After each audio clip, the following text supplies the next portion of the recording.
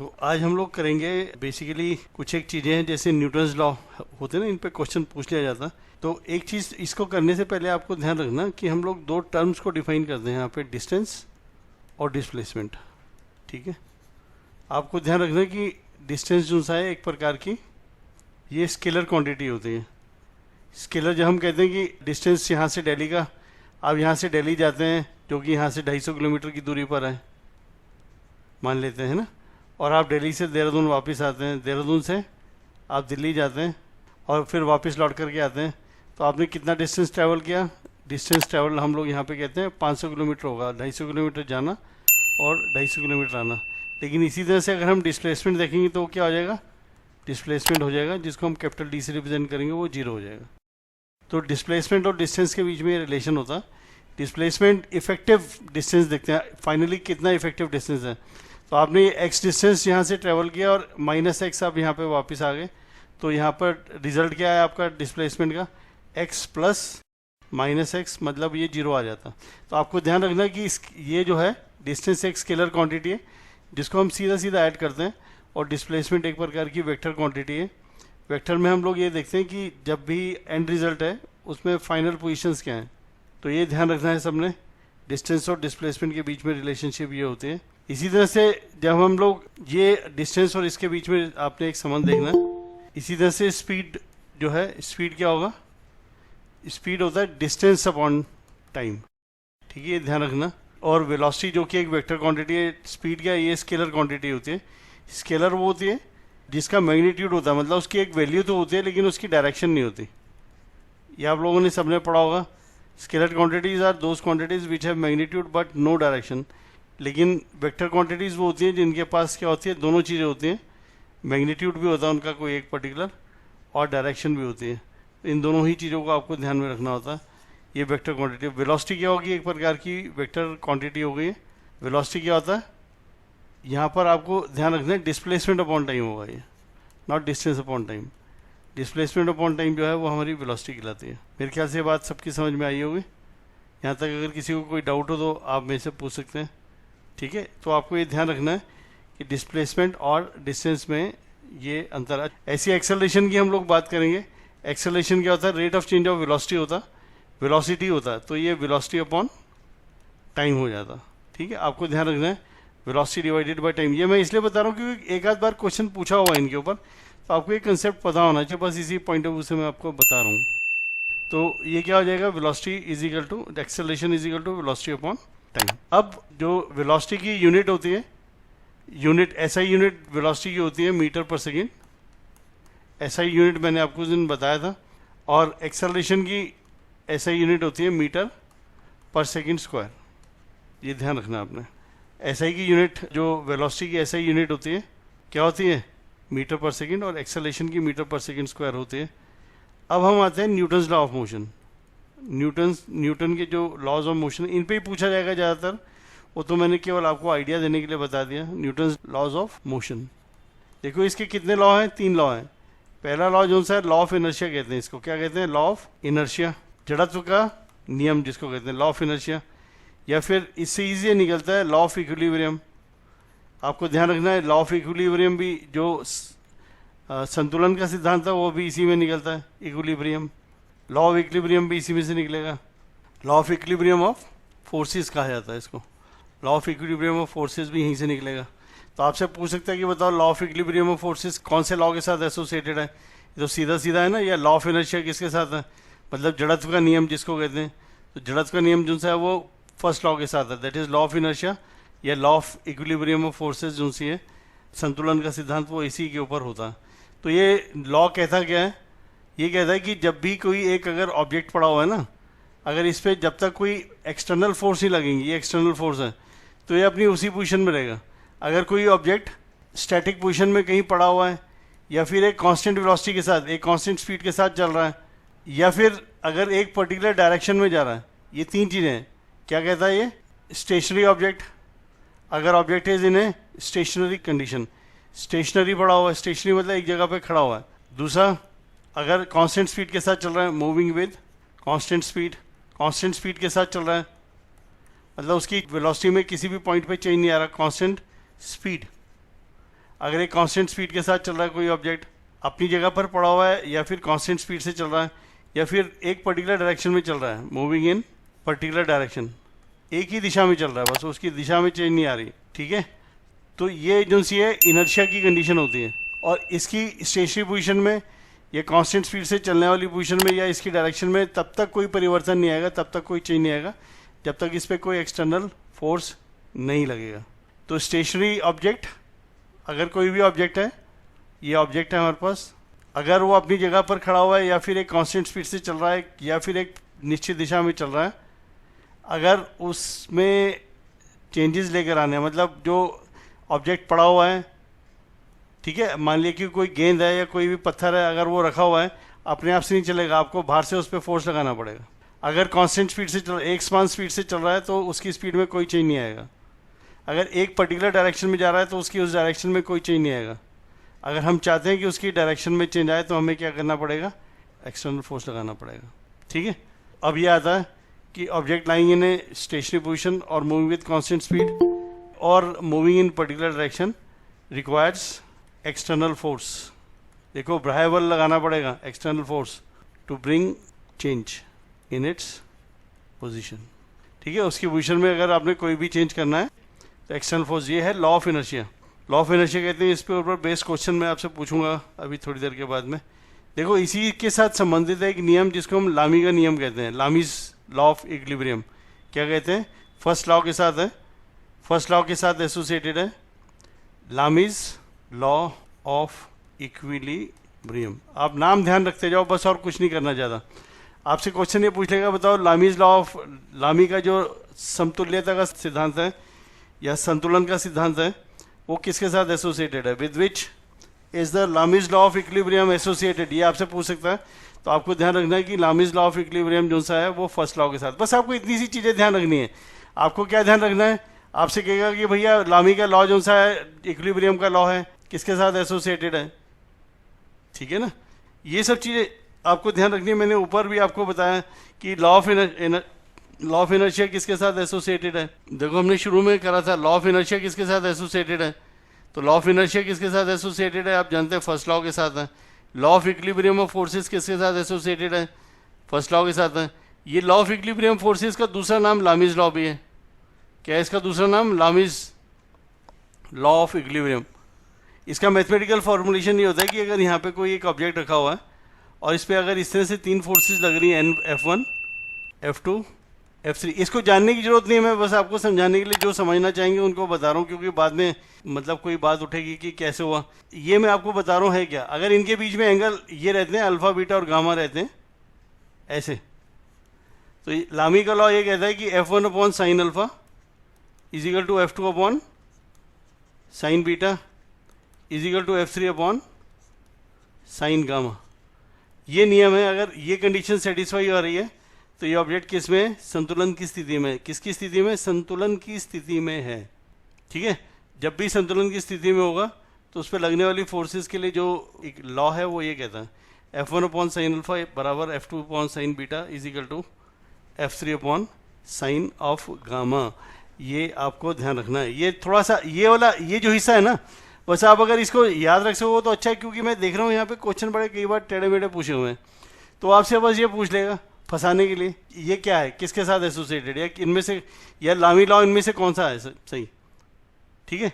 तो लामी लॉ इनमें से कौन सा है, तो F1 upon sine alpha sign beta sine gamma ध्यान रखना है। या इसको cos alpha cos beta cos gamma अलग एंगल से कहा जाता है, वहाँ पे वो कहेगा cos 90 degree minus alpha cos 90 degree minus beta sine 90 degree minus gamma, एक ही बात है। इसको ऐसे भी लिखा जा सकता है, ध्यान रखना, F1 upon cos 90 degree minus alpha, F2 upon cos 90 degree minus beta, ऐसे भी लिख सकते हैं इसको।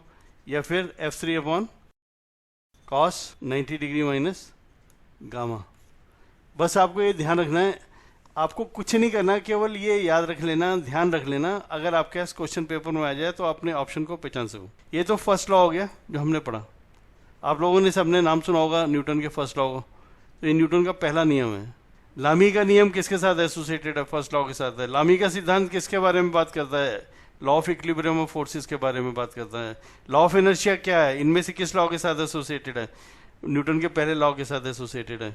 इनमें से कौन सा लॉमी के law of equilibrium of forces को बताता है? तो आपको ध्यान रखना है F1 upon sine alpha, F2 is equal to F2 upon sine beta is equal to F3 upon sine gamma, या फिर साइन अल्फा जो सा है कॉस 90 डिग्री माइनस थीटा जो होता है ना, आप में से कुछ लोग जानते होंगे ट्रिग्नोमेट्री जिन्होंने पढ़ी होगी, उसे साइन थीटा ही कहते हैं। याद है किसी को, किसी ने पढ़ा हुआ है मैथ्स में? ठीक है, चक्कर खिलाने के लिए थोड़ा सा ऐसे आपसे पूछ सकते हैं। अब सेकंड लॉ है इसका, Newton second law, Newton second law, second law of motion जिसको कहते हैं हम लोग। सेकंड लॉ ऑफ मोशन ये कहता है कि किसी भी ऑब्जेक्ट का एक्सेलरेशन, किसी भी ऑब्जेक्ट का जो एक्सेलरेशन मैंने अभी आपको बताया था, दो चीज़ों पे डिपेंड करता है। किस किस के ऊपर डिपेंड करता है? किसी भी ऑब्जेक्ट पर लगने वाली फोर्स, कितनी फोर्स लग रही है उस पर, और उस ऑब्जेक्ट का मास क्या है। तो आपको ध्यान रखना है कि सेकंड लॉ जो सा है, सेकंड लॉ, ये ऑब्जेक्ट है हमारा, ऑब्जेक्ट पे लगने वाला फोर्स, ये ध्यान रखना, सेकंड लॉ ऑफ मोशन जो सा है यही एक्चुअल जो है रियल लॉ कहा जाता है। तीनों के तीनों लॉ जो से हैं वो सेकंड लॉ के अंदर से डराइव होते हैं। ये बात समझ में आई है सबको? सेकंड लॉ कहता है कि फोर्स किसी भी ऑब्जेक्ट के ऊपर जो लगने वाली, ये ऑब्जेक्ट है हमारा, किसी भी ऑब्जेक्ट पे लगने वाला फोर्स जो सा है that is directly proportional to the rate of change of momentum. किसके? Rate of change of momentum, P जो सा है जिसको मोमेंटम कहते हैं। तो आप ये ध्यान रखो, second law says this, force applied is directly proportional to rate of change of momentum। किसके? rate of change of momentum, ठीक है। किसी भी ऑब्जेक्ट पर लगने वाला फोर्स उसके मोमेंटम के डायरेक्टली प्रोपोर्शनल होता, ठीक है। सेकेंड लॉ के एग्जाम्पल जैसे आप देखते हैं, सेकेंड लॉ में हमारे पास एग्जाम्पल जो हैं, जैसे जब मास को हम कांस्टेंट मान लेते हैं, जैसे आप यहाँ से दिल्ली जा रहे हैं, एक बस पे चढ़ के गए और रास्ते में बस का मास सेम रहता है, मतलब ना तो कोई सवारी नीचे उतरती है ना ऊपर होती है, तो हम कहते हैं F is equal to ma, सीधा लिख देते हैं। कैसे आता है ये F is equal to ma? क्योंकि हमने देखा अभी F इज इक्वल टू क्या था, F is equal to d upon d t of momentum, लेकिन मास को कांस्टेंट मानते हैं हम लोग, मास को कांस्टेंट मानते हैं, तो m dv अपॉन dt, जो dv अपॉन dt है वो क्या होता है? एक्सेलरेशन होता है, मास इंटू एक्सेलरेशन लिख देते हैं हम यहाँ पर। लेकिन जहाँ पर एक्सेलरेशन भी और मास दोनों वेरी करते हैं, जैसे एक मशीन गन से गोलियाँ निकलती हैं, ठीक है, एक मशीन गन चल रही है तो उसका मास लगातार क्या हो रहा है? चेंज हो रहा है ना, तो वहाँ पर मास को भी वेरिएबल मानते हैं हम लोग। तो जो फैक्ट्री में कन्वेयर बेल्ट चलती है, मशीन गन जो सी है, वो एग्जाम्पल है न्यूटन के सेकेंड लॉ, जहाँ पर मास को भी वेरिएबल माना जाता है, मतलब जहाँ पर मास भी लगातार चेंज होता है। कन्वेयर बेल्ट होती है, आपने देखा होगा कन्वेयर बेल्ट भी, तो देखते हैं कन्वेयर बेल्ट चल रही होती है यहाँ पर किसी फैक्ट्री में। अब वहाँ पर क्या होता है, यहाँ पर सामान गिराते रहते हैं ऑब्जेक्ट यहाँ पर, और ये सामान धीरे धीरे क्या करता रहता है, आगे जाता रहता है इधर, और यहाँ से वो लोग उठाते रहते हैं। तो एक ये जो बेल्ट है जिसके ऊपर ये सामान जा रहा है, इसको कन्वेयर बेल्ट कहते हैं। न्यूटन के सेकंड लॉ के हिसाब से ही होती है इसमें भी सारी घटनाएं। मशीन गन में से लगातार जो गोलियां निकल रही हैं वो भी न्यूटन के सेकंड लॉ के ऊपर ही बेस्ड होता है। ये कंसेप्ट मैंने आपको बता दिया। न्यूटन का सेकंड लॉ आपने समझ लिया, rate of change of momentum होता है। लेकिन अगर मास भी वेरिएबल है तो rate of change of mass को भी कंसिडर करते हैं, मतलब मास में जो परिवर्तन आ रहा है उसको भी हम लोग नज़रअंदाज नहीं कर पाते। ये चीज़ें मैं बता रहा हूँ, लेकिन इनमें पूछे जाने की संभावना वही है जहाँ पर मैं ज़्यादा फोकस कर रहा हूँ, आपने उसको याद रखना है। तो काम की चीज़ों को आप ध्यान रखना, और जहाँ पर जरूरत नहीं है वहाँ पर हम लोग हटा देंगे। अब इसकी यूनिट क्या होती है? फोर्स की न्यूटन होती है। फोर्स की यूनिट क्या होती है? न्यूटन होती है। इसी तरह से एक थर्ड लॉ है, न्यूटन का तीसरा नियम, थर्ड लॉ आपने सबने पढ़ा होगा, हर क्रिया की प्रतिक्रिया होती है। For every action there is equal and opposite reaction, every action has equal and opposite reaction, हर एक एक्शन का इक्वल एंड अपोजिट रिएक्शन होता है, ठीक है। इसको एक्शन रिएक्शन लॉ भी कहते हैं, ठीक है, एक्शन रिएक्शन का लॉ है। लेकिन यहाँ ध्यान रखना, ये एक्शन रिएक्शन जो सा है एक कपल में काम करता है, ठीक है। एक्शन रिएक्शन जो सा है वो एक उस पर काम करता है और एग्जैक्टली उतनी ही अमाउंट के अंदर होता है। जैसे पानी के अंदर एक बोट रखी हुई है, ये इसी के ऊपर बेस्ड है क्वेश्चन, जरा आप में से कोई अगर बता सके, ये पूछा हुआ है और ये आपसे अब पूछा जा सकता है। एक आदमी है, ये बोट जो सी है पानी में, इसकी जो है टोटल 10 मीटर है। आदमी इस एंड से चल करके दूसरे एंड पर जाता है, यहाँ पर खड़ा हो जाता, यहाँ से चलता है वो और यहाँ पर जा के वो खड़ा हो जाता। बोट में कितना मूवमेंट होगा, बोट कितना आगे या पीछे चलेगी? या नहीं चलेगी? इधर से चलता हुआ इधर आ जाता। नहीं, आदमी तो मूव कर रहा है लेकिन इस बोट पे कुछ नहीं होगा। ये इसका सेंटर ऑफ मास है। हाँ नहीं, बोट पीछे आएगी लेकिन जो नेट सेंटर ऑफ मास की पोजीशन है वो कहाँ रहेगी? ये सेंटर ऑफ मास पूछ रहा हूँ मैं, कहाँ रहेगा? बिल्कुल बीच में होगा ना उसका सेंटर ऑफ मास बोट का। तो ध्यान रखना कि सेंटर ऑफ मास की पोजीशन वहीं रहेगी जहाँ पर वो है इस समय। देखो मैं एक चीज़ बता रहा हूँ, ये बोट है, ये न्यूटन के थर्ड लॉ पे ही बेस्ड है, इसलिए ध्यान रखना। ये बोट है, अभी कोई भी नहीं खड़ा हुआ, 10 मीटर की बोट है। इसका सेंटर ऑफ मास कहाँ होगा? बिल्कुल बीचों बीच में होगा इसके, यहाँ पे 5 मीटर 5 मीटर, ये कुल हो गया 10 मीटर। अब एक आदमी को हम यहाँ पे लाके बिठा देते हैं। एक आदमी आया और यहाँ पे खड़ा हो गया। अब इसका सेंटर ऑफ मास जो है वो थोड़ा इसकी तरफ आ जाएगा, यहाँ पे उसकी पोजीशन ये हो जाएगी। ये ओल्ड सेंटर ऑफ मास है, मैं यहाँ पे CM ओल्ड लिखूंगा और ये नया सेंटर ऑफ मास हो गया न्यू। अब ये आदमी जब यहाँ से लेकर यहाँ चलेगा ना, तो डेफिनेटली बोट की पोजीशन क्या हो जाएगी? बोट की नई लोकेशन जो बनेगी वो ये बनेगी। बोट की नई लोकेशन जो से वो क्या बन जाएगी? कुछ इस तरह से हो जाएगी। ठीक है, अब देखो ये आदमी यहाँ पे आ गया, बोट की नई लोकेशन ये बन जाएगी, लेकिन सेंटर ऑफ मास कहाँ रहेगा?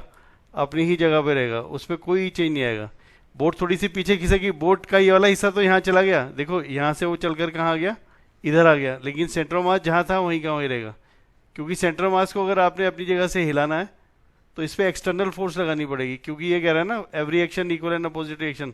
अगर आपको इस पर वो करना है तो क्या करना पड़ेगा? एक्सटर्नल फोर्स लगाना पड़ेगा। तो ये जो पोजीशन है इसकी, एक्सटर्नल फोर्स जीरो होने की वजह से जो इसका rate of change of momentum है वो क्या हो जाएगा? जीरो, केवल मोमेंटम चेंज होगा। ठीक है, ये आपको ध्यान रखना है कि सेंटर ऑफ मास कहाँ रहेगा।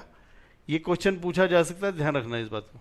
सेंटर ऑफ मास की पोजीशन वही रहेगी। वो आपसे पूछ सकता है कि एक आदमी एक बोट के ऊपर खड़ा है, उसका सेंटर ऑफ मास एक पर्टिकुलर पोजीशन के ऊपर है, वो आदमी अपनी जगह से एक सिरे से हट करके दूसरे सिरे पर चला जाता, तो उसके सेंटर ऑफ मास की डिस्प्लेसमेंट क्या होगा? तो आपको ध्यान रखना है उसके सेंटर ऑफ मास का डिस्प्लेसमेंट कितना होगा?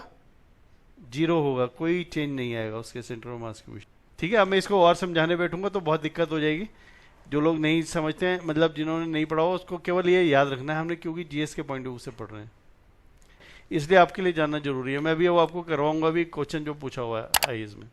इस आदमी और सेंटर मास का डिस्टेंस अभी भी क्या है? 3 मीटर ही है, और खाली वाला डिस्टेंस यहाँ पे 7 मीटर हो गया।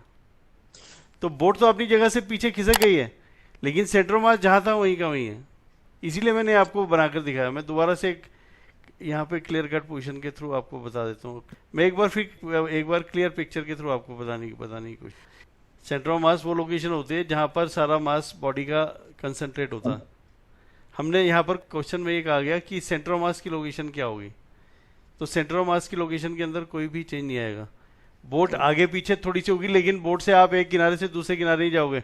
बोट थोड़ा सा, जब आप एक तरफ जाओगे तो पीछे खिसक जाएगी थोड़ी सी, जब आगे जाओगे तो फिर थोड़ी सी उधर खिसक जाएगी। लेकिन आप ऐसे बोट के अंदर दौड़ते रहो एक किनारे से दूसरे किनारे पे, बोट आपको एक किनारे से दूसरे किनारे पे नहीं ले जा सकती। इसीलिए बोट को एक किनारे से दूसरे किनारे पर ले जाने के लिए हम लोग चप्पू का यूज़ करते हैं, ओर्स का यूज़ करते हैं। ओर्स एक्सटर्नल फोर्स प्रोवाइड करती है। ठीक है, अभी वो मैं सब आपको बता रहा हूँ, आप देखो फिर ध्यान से समझो। सब लोग ये ध्यान रखो, मान लेते हैं कि ये बोट की जो सी टोटल लंबाई है वो 10 मीटर है। जरा ध्यान से समझना, 10 मीटर है, इसमें कोई भी नहीं है, सिर्फ बोट है। इसका यूनिफॉर्म वेट है, हर तरफ एक समान डिस्ट्रीब्यूशन है मास का।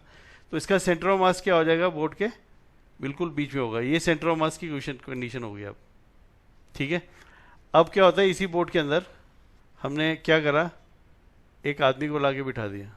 ठीक है, ये आदमी आकर के इस बोट के अंदर बैठ जाता। अब सेंटर ऑफ मास जो पहले यहाँ था वो इसकी तरफ खिसक जाएगा, यहाँ पर आ जाएगा सेंटर ऑफ मास। अब ये नई लोकेशन होगी सेंटर ऑफ मास की, हमारे को अब इसी को कंसिडर करना है। ये नई लोकेशन है। अब ये आदमी क्या करता है, ये इधर से इधर की तरफ मूव करना शुरू करता है। अब जब ये इधर आ जाएगा तो मैं ये बता रहा हूँ कि बोट की जो सी पोजीशन है ना, सेंटर ऑफ मास तो अपनी जगह पे ही रहेगा यहाँ पर, और ये जो बोट है वो ऐसे हो जाएगी। ठीक है, और यहाँ पर आदमी आ गया, तो सेंटर ऑफ मास जो सा है वो कहाँ है? जहाँ था वहीं का वहीं रहा। ध्यान, बस आपको ये ध्यान रखना है। अब ये बोट इधर खिसक गई ऐसे, मान लिया कि इस आदमी के आने के बाद ये 7 मीटर रह गया था, 7 मीटर्स, और ये 3 मीटर है। तब क्या हो जाएगा, इस आदमी और सेंटर ऑफ मास के बीच में अब ये डिस्टेंस क्या हो जाएगा? ये तो अभी भी 3 मीटर रहेगा, और ये 7 मीटर हो जाएगा। बस ये आपको ध्यान रखना, सिंपल सी बात है। ठीक है, इसमें एक्सटर्नल फोर्स का हम लोग देखते हैं, एक्सटर्नल फोर्स क्या होती है, वो जीरो हो जाएगी। ये क्वेश्चन इसी के ऊपर पूछा हुआ है।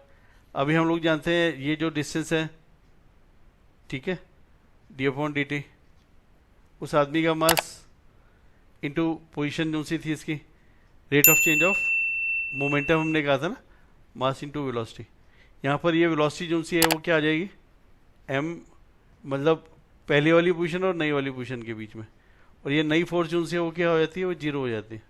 ठीक है, तो ये पोजीशंस जो है वो आपस में इंटरचेंज होंगी। इनके बारे में हम लोग अभी आगे डिस्कस करेंगे जब वो क्वेश्चन आएगा, फिर मैं आपको और डिटेल में बता दूंगा। ये बहुत इंपॉर्टेंट पॉइंट है, आपको ध्यान जो यहाँ पर रखना है, जिसकी वजह से मैंने इतना लंबा चौड़ा आपको जो समझाया हुआ है, वो आपको ये ध्यान रखना है कि बोट तो थोड़ा सा आगे पीछे होगी डेफिनेटली पानी के ऊपर, लेकिन उसके सेंटर ऑफ मास की पोजीशन में कोई भी चेंज नहीं आएगा, सेंटर ऑफ मास अपनी जगह पे ही रहेगा। अब किसी को कोई और डाउट हो तो पूछ लो। वो क्यों होगा, अभी हम लोग वो न्यूमेरिकल आएगा तो उस न्यूमेरिकल के पर्सपेक्टिव में देखेंगे। देखो जी, अब थोड़ा सा हम लोग देख लेते हैं। वर्क जो है ये एक स्केलर क्वांटिटी होता है, इसकी यूनिट जूल्स होते हैं। वर्क एक स्केलर क्वांटिटी है और इसकी यूनिट क्या है, ऐसा यूनिट जूल है। वर्क को हम लोग कहते हैं फोर्स इनटू डिस्प्लेसमेंट, फोर्स, ठीक है, फोर्स इनटू डिस्प्लेसमेंट, फोर्स और डिस्प्लेसमेंट, इसे हम लोग वर्क कहते हैं। ठीक है, अब एक कंसेप्ट और है, रेट ऑफ डूइंग वर्क जो है, पावर कहते हैं उसे। पावर किसको कहते हैं, power is rate of doing work, work upon time. सब लोग जरा ध्यान से देख लो, power is work upon time, ये वर्क अपॉन टाइम होता है। इसकी यूनिट जो सी है, वर्क की यूनिट क्या होती है, जूल्स होती है, और पावर की होती है जूल्स पर सेकेंड, क्योंकि टाइम आ गया ना नीचे, जूल्स पर सेकेंड होते हैं। ठीक है, वर्क और एनर्जी सेम ही है, जो वर्क करते हैं वो एनर्जी में कन्वर्ट होता है, वो सेम रहता है। एनर्जी देखो दो तरह की रहती है, काइनेटिक एनर्जी होती है, दूसरी पोटेंशियल एनर्जी होती है। काइनेटिक एनर्जी किसकी वजह से आती है, मोशन की वजह से आती है, किसी भी ऑब्जेक्ट के चलने से। वो जब गति करता है तो काइनेटिक एनर्जी आती है, और पोटेंशियल एनर्जी उसकी पोजीशन की वजह से आती है। किसी भी ऑब्जेक्ट की वजह से, की पोजीशन की वजह से जो एनर्जी आती है, that is called as potential energy. अगर कोई ऑब्जेक्ट रखा हुआ है, जब आप किसी भी ऑब्जेक्ट को नीचे से ऊपर की ओर फेंकते हैं ना, जब ऊपर जाता है तो उसकी पोटेंशियल एनर्जी इंक्रीज होती है और काइनेटिक एनर्जी डिक्रीज होती है। ध्यान रखना, किसी पत्थर को जमीन से जब हम ऊंचाई पे फेंकते हैं तो जैसे जैसे वो हाइट गेन करता जाता है, उसकी पोटेंशियल एनर्जी बढ़ती चली जाती है और काइनेटिक एनर्जी डिक्रीज होती चली जाती है। पोटेंशियल एनर्जी बढ़ती है, काइनेटिक एनर्जी डिक्रीज होती है। अब जब वो बिल्कुल अपने टॉप हाइट के ऊपर पहुंच जाता है, टॉप हाइट पर जहाँ से फिर वो वापस नीचे की ओर लौटना शुरू करेगा, वहाँ पे उसकी काइनेटिक एनर्जी क्या हो जाती है, जीरो हो जाती है, और पोटेंशियल एनर्जी मैक्सिमम होती है उस समय। उसकी क्या होती है उस समय, पोटेंशियल एनर्जी मैक्सिमम होती है। जब भी किसी ऑब्जेक्ट को आप नीचे से ऊपर फेंकोगे, ये ऑब्जेक्ट है नीचे से ऊपर की ओर जा रहा है, टॉप पॉइंट पे पहुंचेगा, वो हाईएस्ट पॉइंट के ऊपर, काइनेटिक एनर्जी क्या हो जाएगी, kinetic energy at A point पर काइनेटिक एनर्जी जीरो, और पोटेंशियल एनर्जी एट ए क्या हो जाएगी, ए पॉइंट के ऊपर, इसकी जो भी वैल्यू होगी वो मैक्सिमम होगी। क्या होगी, मैक्सिमम। और अगर हम इस पॉइंट को बी पॉइंट मान लें, यहाँ पर बी पॉइंट पर उसकी काइनेटिक एनर्जी क्या होगी, उल्टा हो जाएगा, यहाँ पर मैक्सिमम होगी, और पोटेंशियल एनर्जी बी पर क्या होगी, जीरो होगी। पोटेंशियल एनर्जी हाइट की वजह से आती है, पोजीशन की वजह से आती है। मैंने बताया ना, किसी भी ऑब्जेक्ट के अंदर पोटेंशियल एनर्जी किसकी वजह से आती है, उसकी पोजीशन की वजह से आती है। जैसे हम लोग ये देखते हैं कि अगर कोई भी एक आदमी है, वो किसी सेंसिटिव बैलेंस के ऊपर खड़ा हुआ है, ठीक है, अगर वो जोर से सांस लेता है तो उसका वेट बढ़ेगा या घटेगा, ये बताओ। मतलब if a man is standing on A sensitive balance, किसी सेंसिटिव बैलेंस, अगर एक आदमी किसी सेंसिटिव बैलेंस के ऊपर, आप अपना वेट तोलने के लिए खड़े होते हैं, आप जोर से सांस खींचते हैं अंदर, आपका बताओ, आपका वेट ज़्यादा दिखाएगा या कम दिखाएगा। हाँ चलो ठीक है, क्यों ज़्यादा दिखाएगा, क्योंकि वेट थोड़ा सा इंक्रीज हो जाएगा, ऑक्सीजन जो आपने अंदर लिया आपके लंग्स में, हल्का सा। अगर बहुत सेंसिटिव है तो आपका वेट बढ़ा हुआ दिखाई देगा, अगर बहुत सेंसिटिव है तो, मतलब बहुत छोटे वेट को भी अगर नाप सकता है तो। अच्छा, मैंने अभी आपको बताया था कि वेक्टर क्वांटिटी और स्केलर क्वांटिटी के बीच में, अभी मैं आपको कुछ एक दे रहा हूँ, बताओ इनमें से कौन सा वेक्टर क्वांटिटी है, डिस्प्लेसमेंट वेक्टर है या स्केलर है, वेलोसिटी, फोर्स, वॉल्यूम, ठीक है, वॉल्यूम स्केलर, वर्क भी स्केलर है, एनर्जी भी स्केलर है, ये सब स्केलर हैं, जरा ध्यान रखना है। स्केलर क्वांटिटीज कौन कौन सी है, वर्क हो गया आपका, एनर्जी हो गया, वर्क, एनर्जी, पोटेंशियल, इलेक्ट्रिसिटी के अंदर जैसे आप देखेंगे, पोटेंशियल, करंट वैसे एक दूसरी क्वांटिटी जिसको टेंसर कहते हैं, लेकिन फिर भी आप करंट को देख लीजिए, स्केलर में भी आ जाता है। Current flows in a direction opposite to the direction of movement of electrons. और इलेक्ट्रॉन्स क्या करते हैं, लो पोटेंशियल से हाई पोटेंशियल की ओर चलते हैं, और करंट हाई पोटेंशियल से लो पोटेंशियल की ओर चलती है। यही है, लेकिन कि ऐसी कोई बात नहीं है उसकी कि कोई एक पर्टिकुलर फिक्स डायरेक्शन है। इसलिए करंट के लिए एक टर्म जो सा है वो या तो स्केलर क्वांटिटी कहते हैं, जो आप लोग जहाँ तक पढ़ते हैं, नहीं तो करंट के लिए एक और यूज किया जाता है टेंसर। टेंसर वो होते हैं जो कभी स्केलर होते हैं और कभी वेक्टर होते हैं, वो टेंसर होता है। इसके लिए एक पूरी एक अलग से होता है टेंसर एनालिसिस, एक मैथ्स की मतलब पूरा एक सब्जेक्ट है टेंसर का। जैसे आपका मोमेंट ऑफ इनर्शिया हो गया, करंट हो गया, ये सब जो से टेंसर क्वांटिटीज होती हैं। लेकिन अभी जो आपके समझने के लिए वो स्केलर क्वांटिटी भी कहा जाता है, लेकिन वेक्टर नहीं होता, ये ध्यान रख लेना बस। प्रेशर क्या है, पैस्कल में नापते हैं, स्केलर क्वांटिटी है pressure. Force, velocity, acceleration, vector. अच्छा ये बताओ मोमेंटम क्या है, लिखते जाओ साथ साथ जिसको नहीं पता। मोमेंटम वेक्टर क्वांटिटी है। एनर्जी, वर्क, प्रेशर, ये मैंने बता दिया है, ये स्केलर क्वांटिटीज हैं। मास स्केलर क्वांटिटी है, मोमेंटम वेक्टर क्वांटिटी है, वेलोसिटी वेक्टर है, एक्सेलरेशन वेक्टर है, फोर्स भी वेक्टर है। ध्यान रखेंगे हम लोग सब। अच्छा फोर्स किसका प्रोडक्ट है, force is a product of mass and acceleration. अच्छा जब हम एनर्जी कंजर्वेशन कह रहे हैं, इसका मतलब क्या है, energy is always conserved. Energy is always conserved का मतलब ये होता है it can never be created not destroyed. ना तो इसको क्रिएट किया जा सकता है, ना ही इसको डिस्ट्रॉय किया जाता।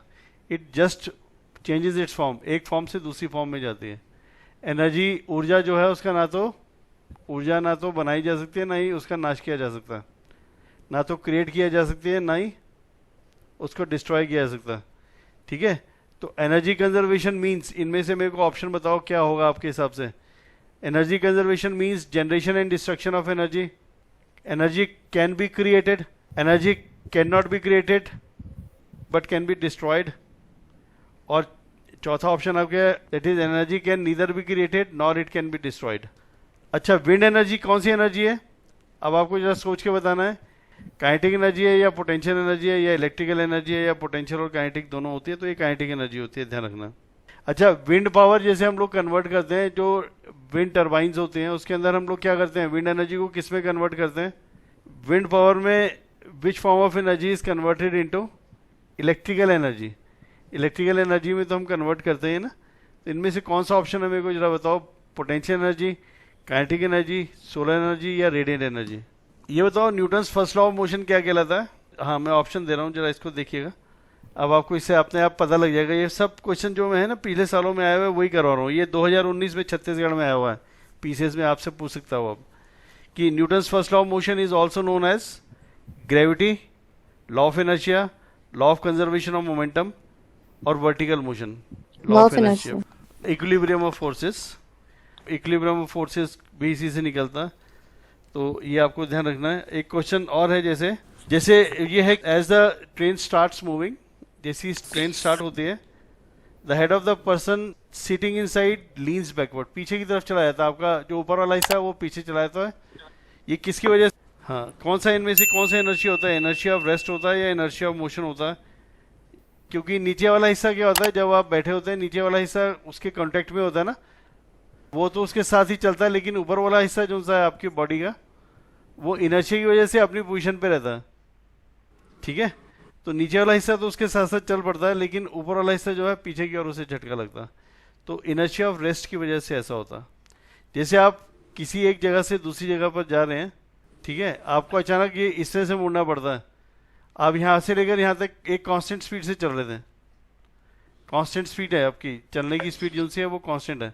अचानक आपको यहाँ पर यूं मुड़ना पड़ता है, तो आपको क्या करना पड़ेगा, यहाँ पर फोर्स कितनी थी, पॉइंट ए से लेकर बी तक, और फिर पॉइंट ए से लेकर सी तक, यहाँ पर फोर्स कितनी लगा रहे थे आप, यहाँ पर फोर्स लगा रहे थे या नहीं लगा रहे थे, यहाँ पे 0 फोर्स है।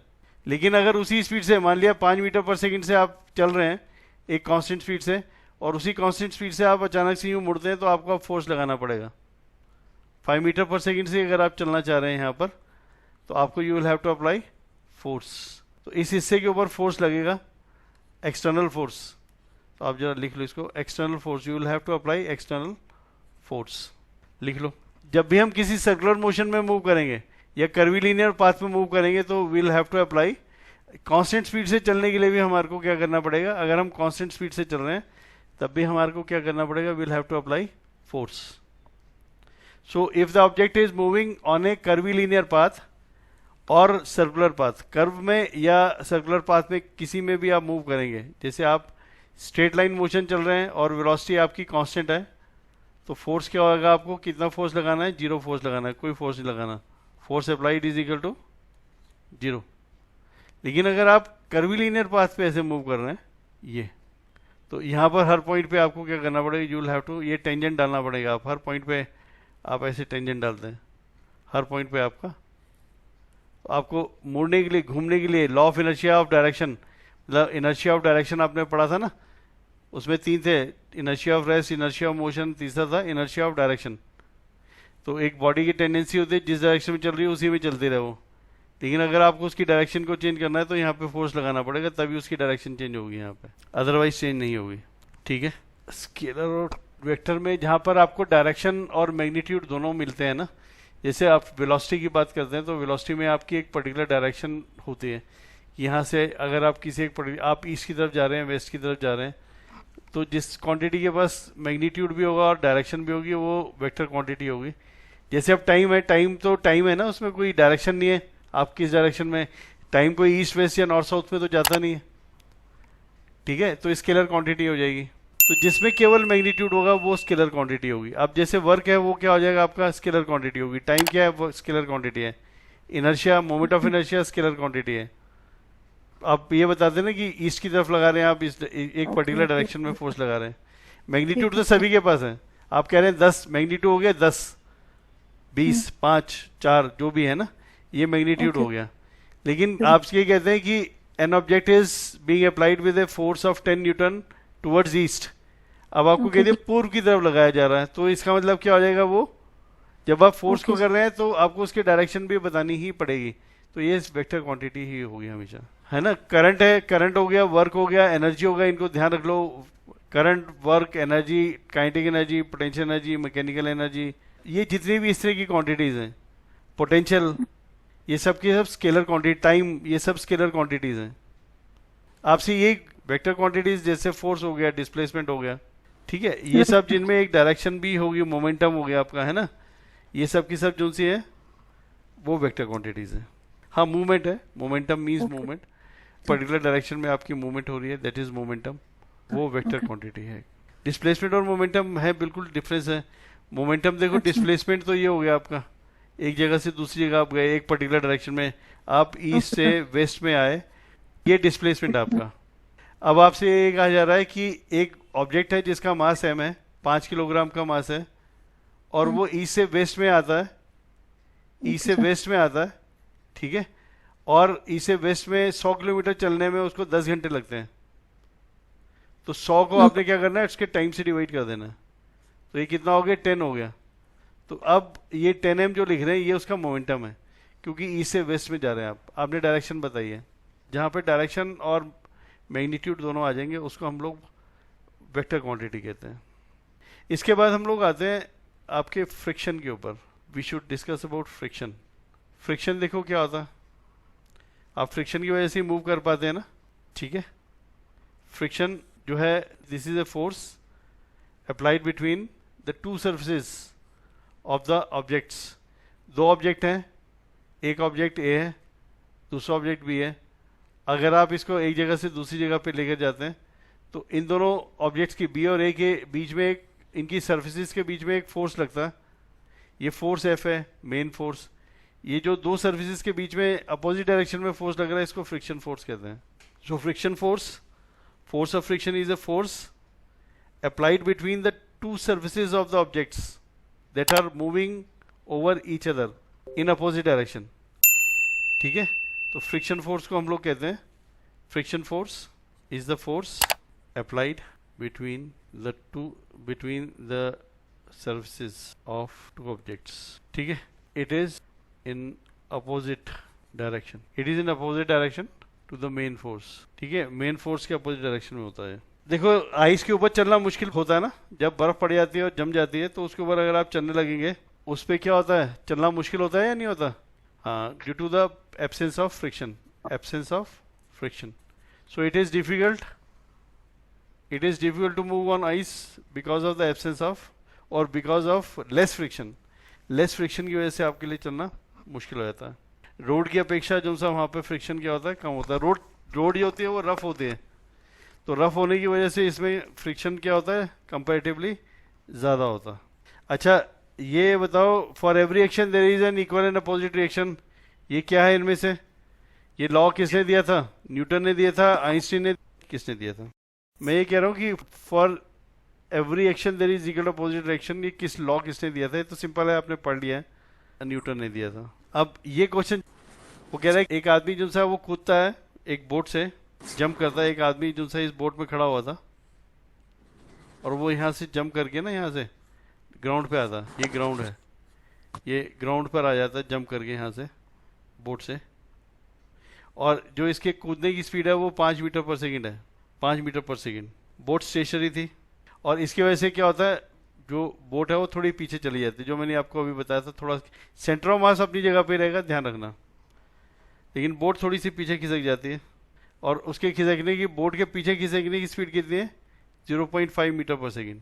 आपको ये बताना है कि अगर ये 0.5 सेकंड मीटर पर सेकंड जा रही है तो इस बोट के मास और आदमी के मास के बीच में क्या संबंध है? How many times is the mass of the boat greater than that of the man? Question ये है, a man jumped at a speed of 5 metre per second from a stationary boat and the boat moved off with the speed of 0.5 metre per second. How many times is the mass of the boat greater than that of the man? कितने गुना ज़्यादा है इसका? तो अभी हमने यहाँ पर एक चीज़ पढ़ी थी कि जब भी, क्योंकि एक्सटर्नल फोर्स क्या है यहाँ पर, ये आदमी अंदर से कूदा है ना बाहर की ओर, तो एक्सटर्नल फोर्स जो सा है that is equal to, this is equal to rate of change of momentum, मतलब mass of man, mass of boat into velocity of boat minus mass of man into velocity of man. लेकिन external force क्या लग रही है इस पर? कोई external force तो है नहीं, वो जीरो है। तो जीरो इज इक्वल टू क्या हो जाएगा? D upon d t into m b into v b minus m m into v m, mass of man, ये वी एम है यहाँ पे। तो ये तो जीरो हो जाएगा, क्योंकि ये इसके साथ जहाँ पे जाकर के ये जीरो हो जाएगा डी अपॉन डी टी का। तो हमारे पास बचा mass of boat into v b is equal to mass of man into velocity of man. अब बोट और मास, इसके मास के बीच में रिलेशनशिप निकालने के लिए what is the ratio? Boat कितने ज़्यादा है इससे, कितने गुना ज़्यादा मतलब उसका वेट होगा? Mass of boat, velocity of boat कितनी बताइए? 0.5 is equal to mass of man into velocity of man is 5। आप इसको यहाँ से कट कर रहे हैं तो कितना, 10 टाइम्स आ रहा है ना। बोट का मास है वो कितने गुना ज़्यादा है इससे? 10 गुना ज़्यादा है। Velocity of boat is 10 times greater than, that is mass of boat is 10 times greater than the mass of man. आदमी के मास से मतलब जो आदमी का वेट नहीं कहेंगे, मास कहेंगे, जो आदमी का मास है उससे बोट का मास 10 गुना ज़्यादा है। ठीक है, ये क्वेश्चन ये थोड़ा न्यूमेरिकल हो गए, पहले इस टाइप के पूछ लेते थे, अभी भी पूछ सकते हैं, खैर कुछ भी पूछ सकते हो। ये ध्यान रट लो, या कुछ भी अगर आपको इसको समझने में दिक्कत आई है तो अभी, अगर वो बाय द वे कहता है कि अगर 3 किलोग्राम है और 0.3 मीटर पर सेकंड से करता है तो ये रेशियो हमेशा क्या रहेगा? 10 ही रहेगा।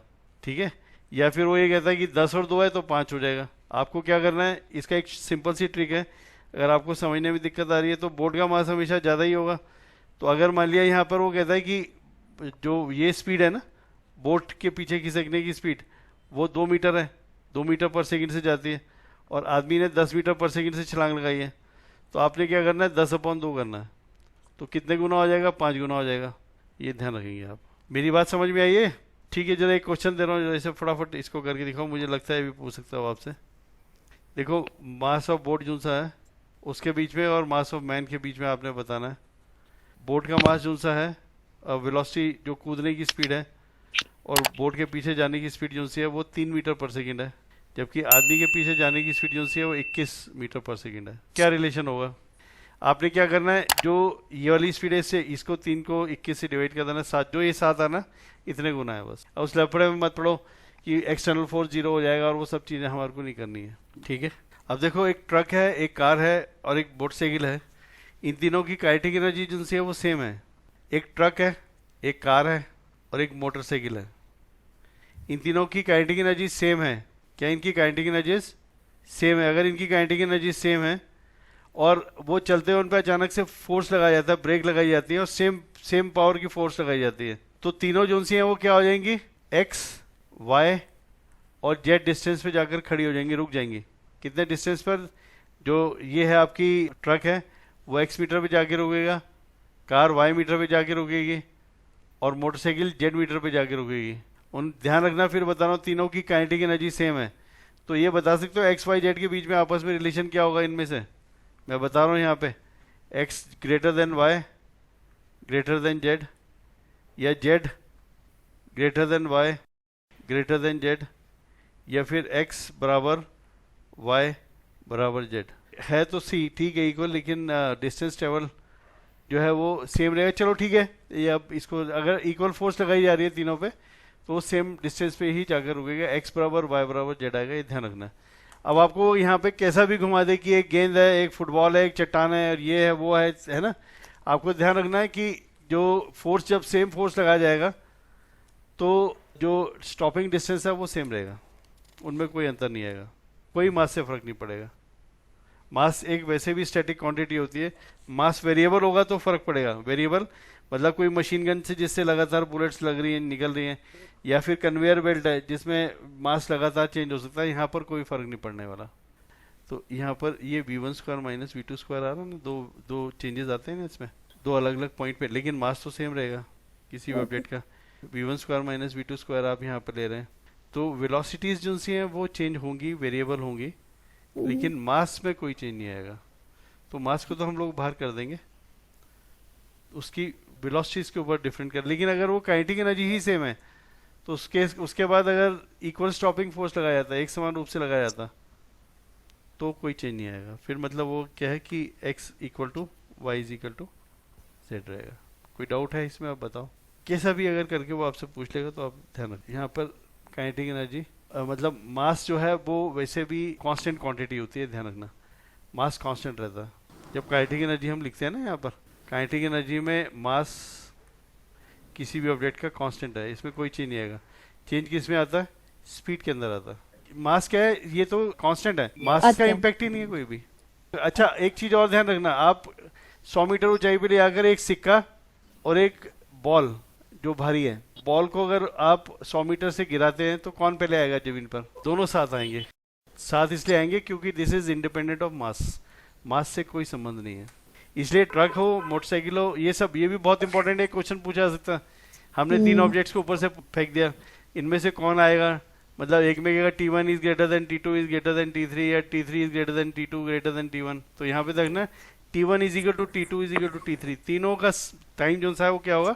सेम रहेगा। इसी तरह का क्वेश्चन हो गया वो कि एक पर्टिकुलर हाइट से हमने क्या करा, एक सिक्के को, एक कॉइन को, ठीक है, एक बॉल को, और एक हम और कोई ऑब्जेक्ट ले लेते हैं, ठीक है, इसको हमने फेंक दिया नीचे। इनमें कौन सा आएगा? ये x है, ये y है, ये z है।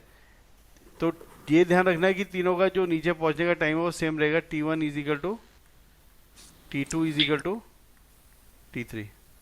अच्छा, अब ये देखो, अगर एक क्वेश्चन ये है कि ratio of kinetic energies of 2 bodies of the same mass, एक सेम मास की दो ऑब्जेक्ट्स जो हैं उनकी काइनेटिक एनर्जी का रेशियो 4:9 है, ठीक है। तो उनकी वेलोसिटीज का क्या रेशियो होगा? What will be the ratio of their? तो वेलोसिटीज का रेशियो क्या हो जाएगा? 2:3 आ जाएगा। अब आप कहेंगे ये कैसे? तो kinetic energy K1 is equal to half m v1 square upon K2, ये यहाँ पे लिख रहा हूँ मैं, हाफ m v2 स्क्वायर। ये दोनों तो यहाँ पे कैंसिल हो रहे हैं क्योंकि मास से कोई लेना देना नहीं है, तो ये 4/9 आ जाएगा, 4/9 v1 square upon v2 square. So v1 upon v2 क्या आ जाएगा? v1 अपॉन v2 जब हम इनका स्क्वायर रूट लेंगे यहाँ पर 4/9 का, तो क्या आ जाएगा? 2/3, 2:3 का रेशियो आ जाएगा, ठीक है। तो ये ध्यान रखना, अगर इस तरह का कोई क्वेश्चन आता है कि जी 16:25 है, तो 16:25 का मतलब क्या हो जाएगा? अंडर रूट जब आप लेंगे तो उसका क्या हो जाएगा? 4/5। ये बहुत इंपॉर्टेंट है, इस पॉइंट को आपने ध्यान रखना।